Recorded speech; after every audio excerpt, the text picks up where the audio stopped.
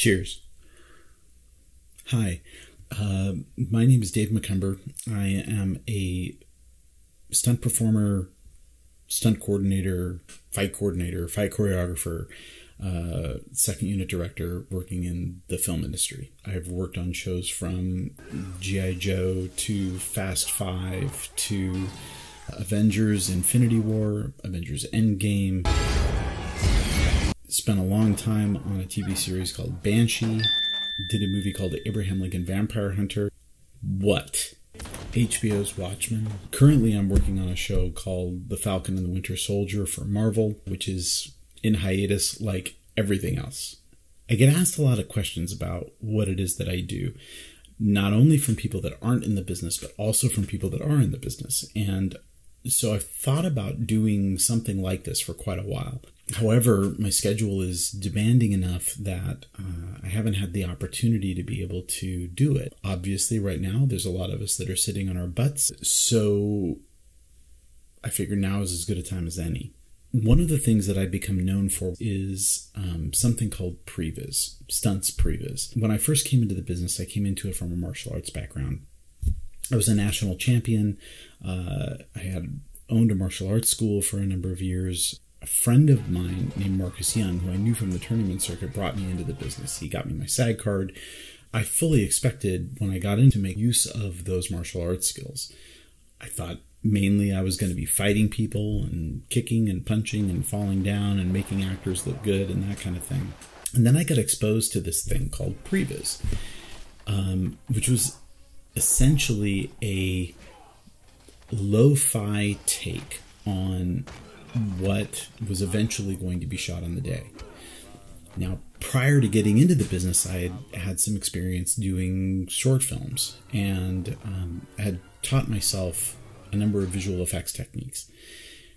So I realized pretty quickly this was a skill set that I had that I could leverage within the business. Something else that I could do aside from kicking and punching and that kind of thing. What I've come to realize in the intervening years is that previs is a sales pitch.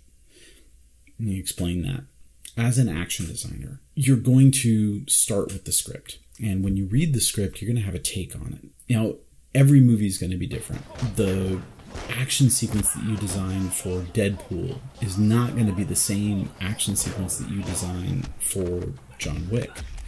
And that's not going to be the same action sequence that you design for Avengers. And that's not going to be the action sequence that you design for Syriana.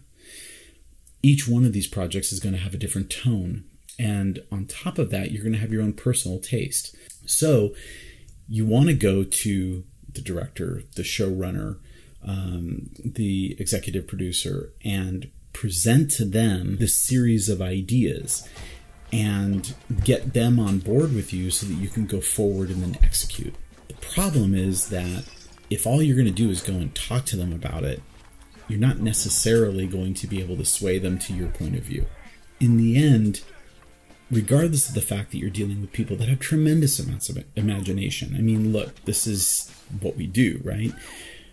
It's important that when we're doing previs, we try to present it in such a way that they don't have to use their imagination to think about what this is going to look like on the day.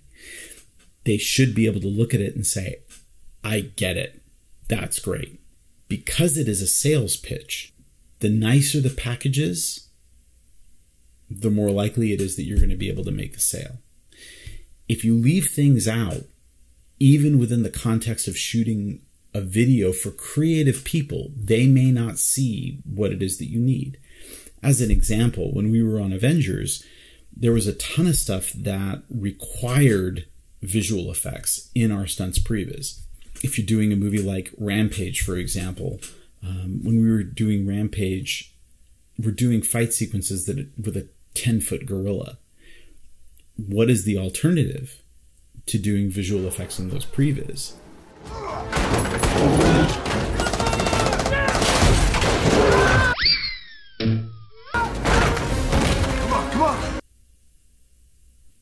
So going forward, what I intend on doing is presenting to you guys kind of my methodology.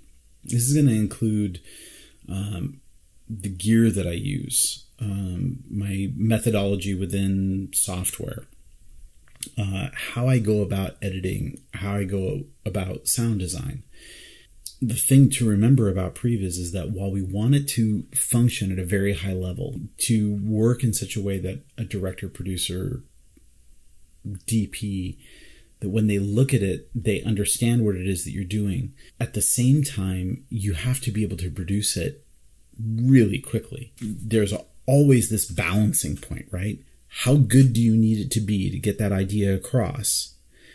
And how long can you take to produce that? Because when you're doing Previs, time is of the essence. The other thing that I want to impress upon people within my industry that are watching this is that understanding visual effects and shooting techniques and editing is important for us, not only from the standpoint of making the sales pitch work, but it's also because we're in a new world.